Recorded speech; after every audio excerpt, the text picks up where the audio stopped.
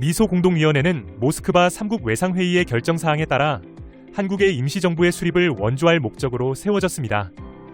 1945년 12월 미국, 소련, 영국이 참가한 모스크바 3국 외상회의에서 조선 문제에 대한 결정이 내려집니다.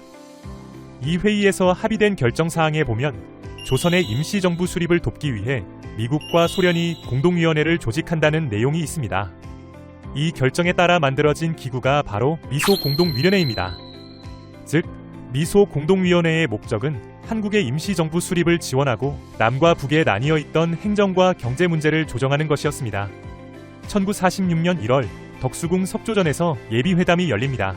이 회담에는 미국 대표 아놀드 소장과 소련 대표 스티코프 중장이 참석했습니다. 2월 16일부터 2월 5일까지 열린 예비회담에서는 15회의 본회의 외 다수의 분과위원회가 비공개 회의 형식으로 개최되었습니다. 예비회담에서는 38선으로 인해 발생한 전력, 교통, 통신 같은 현실적인 문제부터 해결하자고 논의했습니다. 이는 모스크바 3국 외상회의 결정사항 중 네 번째 항목과 연관되어 있습니다. 여기서 미국은 정치적인 논의는 배제한 채 우선 38선을 철폐하고 전국을 하나의 경제적, 행정적 단위로 묶자고 주장하였고, 소련은 정치적인 문제의 해결 없이는 미소의 분할 점령 이후 적용된 이원적 체제를 유지할 수밖에 없다고 주장하였습니다. 결국 미국과 소련은 문제 해결 방식에서 끝내 합의하지 못했고 1개월 이내 미소 공동위원회 설치 내용의 공동성명 후 폐회하였습니다. 이후 1946년 3월 본격적인 제1차 미소 공동위원회가 열립니다. 여기서 가장 중요한 쟁점은 임시정부 수립을 위해 어떤 정당과 사회단체를 협의 대상으로 할 것인가 였습니다. 모스크바 3국 외상회의의 내용이 한반도에 전해진 이후 처음에는 좌우익 모두가 신탁통치 반대운동을 전개하였지만 이후 좌익은 모스크바 결정 총체적 지지를, 우익은 반탁운동을 계속 전개해왔습니다. 이에 남한에서 광범위하게 벌어지던 신탁통치 반대운동에 참가한 정당 및 단체들을 협의 대상에 포함시킬 것인가에 대한 쟁점이 생겼습니다. 미국은 민주주의 원리에 따라 반탁운동에 참여했는지 여부와 관계없이 폭넓게 협의해야 한다고 주장했습니다. 반면 소련은 모스크바 3국 외상회의 결정을 지지하는 단체만 협의 대상으로 삼아야 하며 반탁단체는 제외해야 한다고 주장했습니다. 이 문제를 둘러싼 대립은 좀처럼 좁혀지지 않았습니다. 그러한 가운데 소련이 수정 의견을 제시해 과거에 반탁운동을 했더라도 향후 모스크바 3상회의 결정을 지지하면 협의 대상으로 삼을 수 있다고 제안합니다. 이러한 의견을 바탕으로 1946년 4월 18일 미소공동위원회 5호 성명이 발표됩니다. 이 성명은 모스크바 결정에 지지 서명한 정당과 사회단체만 협의 대상으로 삼겠다는 내용이었습니다.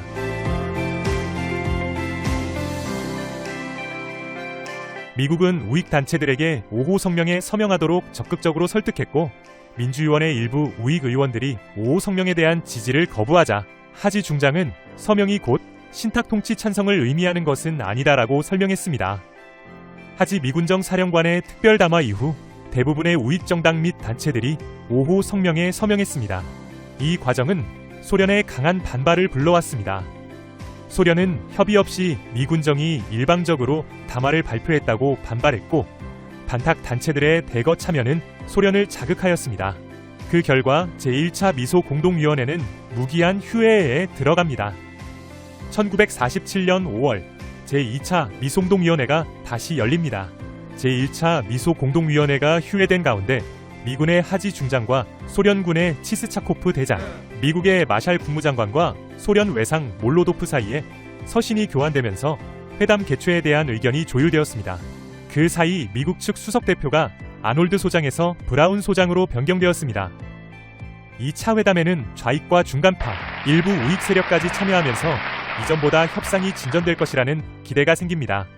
공동성명 11호가 발표되고 서울과 평양에서 합동회의도 열리며 일시적으로 회담이 순조롭게 진행되는 듯 보였습니다. 하지만 문제는 다시 반복됩니다. 협의 대상 정당과 사회단체의 명부 작성 문제, 남한과 북한 출신 단체의 비율 문제를 둘러싸고 양측은 다시 대립하게 됩니다.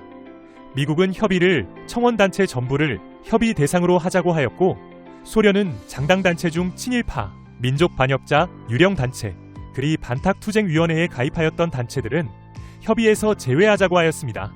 결국 제1차 미소 공동위원회의 대립점으로 회귀하게 됩니다. 1947년 8월 중순 미군정이 남로당을 비롯한 좌익 인사들을 대대적으로 검거하면서 갈등은 더욱 심화됩니다.